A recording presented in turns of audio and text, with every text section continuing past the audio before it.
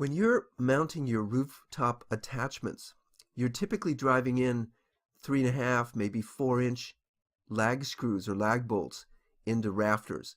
What happens if the head breaks off? What you going to do? Let's talk about that for a minute. When you're driving in your lag screws, lag bolts, you're typically using an impact driver. These are really strong. They're really great for driving them in, but they can be strong enough to break off the head. You have to drive in another lag, but what are you going to do? The first one's in its place. What you can use is an extractor. An extractor is a high-strength steel shaft that's got a square head at one end and reverse tapered cutting screw threads at the other end. The square head typically fits into a T-handle, and you use that to turn the extractor.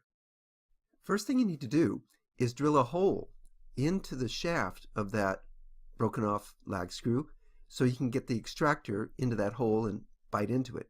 But you don't want to use a regular drill bit like this one that rotates to the right. You want to use a reverse drill bit that drills to the left. You can buy these drill bits that rotate counterclockwise, and you want that so that as it's drilling the hole, it's also pressuring that bolt to already start coming out counterclockwise. Then you use the extractor in that T-handle, and you start to turn this counterclockwise as well in that hole. And the sharp teeth of the extractor grab that broken off lag and turn it counterclockwise and pull it right out.